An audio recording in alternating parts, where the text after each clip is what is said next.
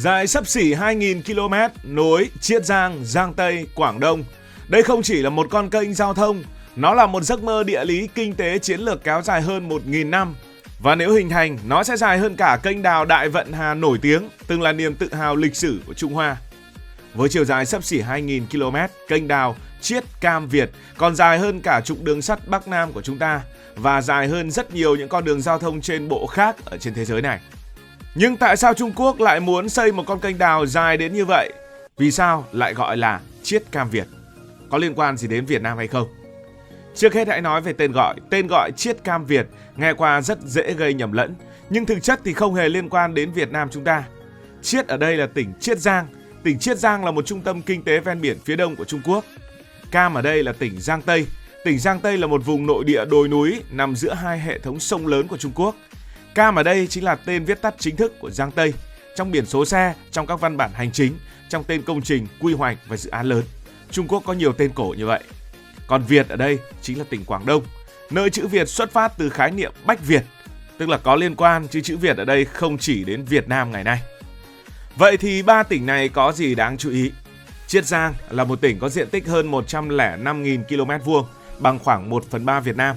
Một tỉnh mạnh về kinh tế, là trung tâm sản xuất, xuất khẩu, thương mại, cảng biển, với GDP ngang ngửa một quốc gia tầm trung. Còn tỉnh Giang Tây thì rộng hơn Chiết Giang. Giang Tây rộng khoảng 167.000 km2, bằng 1/2 Việt Nam, nằm sâu ở trong nội địa, địa hình đồi núi là chủ yếu. Kinh tế thì không thuộc nhóm đầu, nhưng lại giữ vị trí địa lý rất then chốt, nằm giữa lưu vực của Trường Giang và Châu Giang. Đây có thể coi là một khu vực kết nối Bắc, Nam, Đông, Nam của Trung Quốc. Còn Quảng Đông thì khỏi bàn. Đây là tỉnh giàu và mạnh nhất của Trung Quốc, GDP đứng số 1 trong nhiều năm, ngang ngửa rất nhiều quốc gia phát triển, dân số hơn 120 triệu người, tức là hơn Việt Nam khoảng 20 triệu người. Đây là một cửa ngõ ra biển với những siêu đô thị như là Thâm Quyến và Quảng Châu.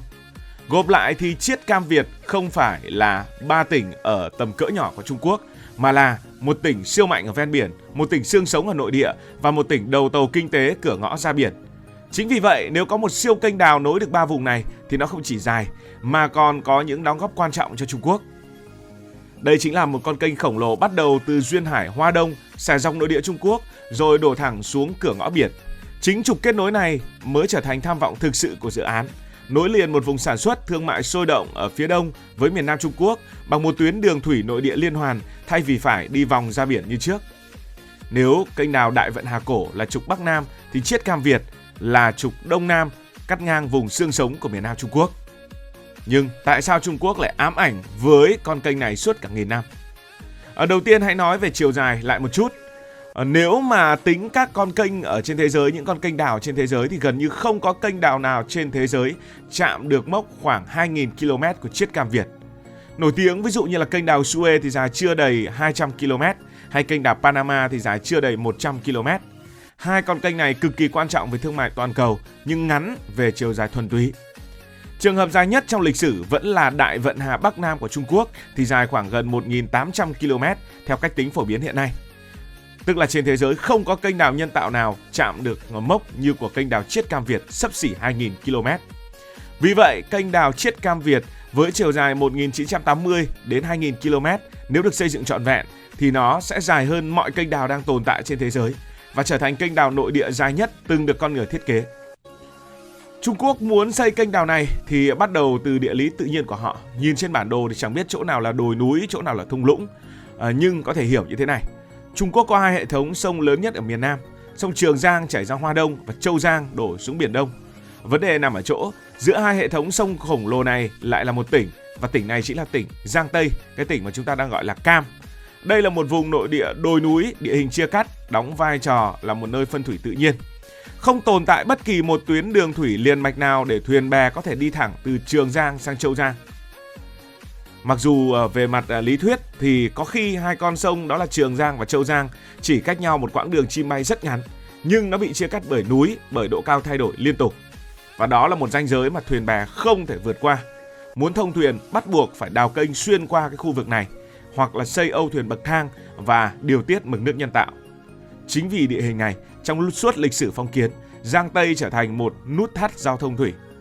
Và chính vì nút thắt đó, suốt hàng nghìn năm phong kiến, hàng hóa từ miền Nam và miền Đông Trung Quốc luôn phải đi vòng, hoặc là vòng ra biển, hoặc là chuyển tải qua nhiều chặng đường bộ tốn kém, tức là thuyền bè đậu ở sông rồi qua xe tải, rồi xe tải này lại vận chuyển để sang con sông bên kia.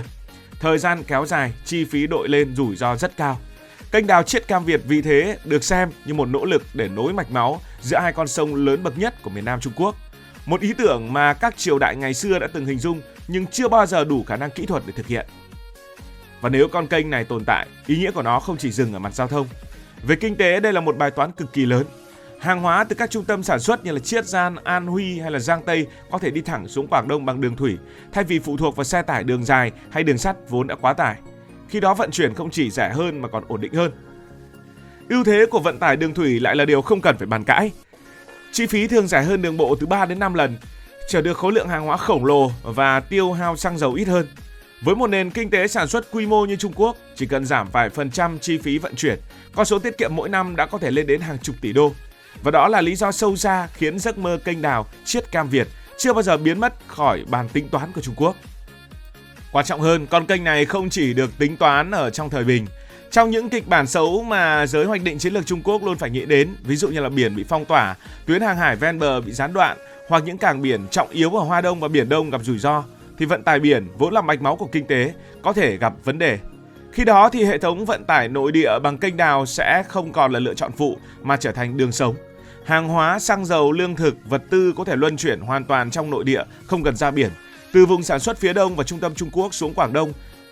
Nói tóm lại, đây là một bài toán chiến lược phục vụ đồng thời cho kinh tế, quốc phòng, dự trữ quốc gia và khả năng cơ động nguồn lực khi khủng hoảng xảy ra. Chính vì những điều này nên kênh đào Chiết Cam Việt thường được coi là một công trình xây dựng trong thời bình nhưng có khả năng phục vụ trong thời chiến. Cần phải lưu ý rằng bây giờ thì dự án này vẫn đang nằm trên giấy và chưa đào một chút nào.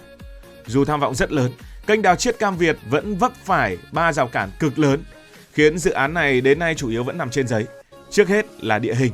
Địa hình Giang Tây là một vùng đồi núi hiểm trở, địa hình bị chia cắt mạnh, không phải là vùng đồng bằng. Muốn mở kênh bắt buộc phải đào sâu xuyên qua những dãy núi, bơm nước liên tục và xây hệ thống âu tàu dày đặc để nâng hạ mực nước cho tàu thuyền. Chỉ riêng vấn đề kỹ thuật này cũng đủ khiến chi phí dội lên ở mức khổng lồ. Dù rằng ở 2.000 km của con kênh đào Chiết Cam Việt này thì cũng có những cái đoạn tận dụng được những dự án hệ thống sông kênh nội địa đã có, sau đó mới ghép nối và nâng cấp để tạo thành một tuyến thống nhất, thì Giang Tây vẫn là một rào cản quá lớn. Đó là khó khăn đầu tiên, khó khăn liên quan đến địa hình. Khó khăn thứ hai liên quan đến môi trường. Một con kênh đào dài gần 2.000 km xuyên qua nội địa sẽ tác động trực tiếp đến sông ngòi, nguy cơ làm thay đổi dòng chảy tự nhiên của các lưu vực. Nếu tính toán không chuẩn, kênh đào có thể gây ngập lụt ở nơi này, thậm chí là gây hạn hán ở nơi khác. Đặc biệt nguy hiểm với những vùng vốn đã nhạy cảm về mực nước, về thủy văn như là Giang Tây hay là khu vực Nam Lĩnh. Cuối cùng là chi phí. Những ước tính nghiêm túc đều cho rằng tổng vốn đầu tư có thể lên đến hàng trăm tỷ đô la Mỹ, hàng trăm tỷ đô la Mỹ chứ không phải là một vài chục tỷ đô la Mỹ. Chưa kể chi phí vận hành và bảo trì. Kênh đào này không phải là công trình mà có thể xây gấp rút hoặc xây trong một vài năm. Nó đòi hỏi duy tư, nạo vét, điều tiết nước sông suốt hàng chục, thậm chí là hàng trăm năm.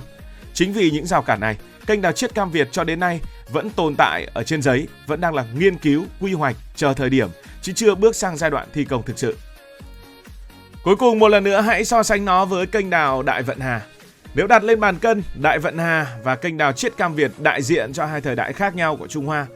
Đại Vận Hà cổ là kỳ tích của Trung Hoa phong kiến, được đào chủ yếu thông qua vùng đồng bằng, dựa nhiều vào địa hình tự nhiên, phục vụ vận chuyển lương thực, nuôi sống kinh đô, củng cố quyền lực triều đình và sự thống nhất. Nó là xương sống của một đế chế nông nghiệp, nơi gạo thóc quan trọng hơn tốc độ. Ngược lại, Chiết Cam Việt được hình dung như một kỳ tích tiềm năng của Trung Quốc hiện đại. Con kênh này không đi theo những cái vùng đất dễ mà xuyên qua núi đồi, vượt qua những cái đường phân thủy, nối trực tiếp hai hệ thống sông lớn. Mục tiêu của nó không còn là thóc gạo cho triều đình mà là công nghiệp, vận chuyển, cung ứng và địa chiến lược trong một nền kinh tế khổng lồ phụ thuộc sâu vào vận tải.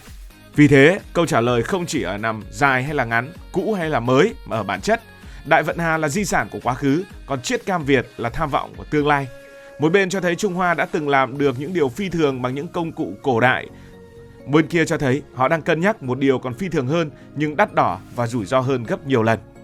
Cảm ơn vì đã quan tâm theo dõi câu chuyện này. Một con kênh đào rất là thú vị của Trung Quốc. Nếu bạn cảm thấy thú vị hãy ủng hộ ekip của bình luận viên Hải Thanh bằng cách nhấn nút đăng ký kênh. Còn bây giờ thì xin được nói lời chào, tạm biệt. Cảm ơn các bạn đã dành sự đồng hành. cùng Hải Thanh Story đi qua những vùng đất, khám phá những điều mới.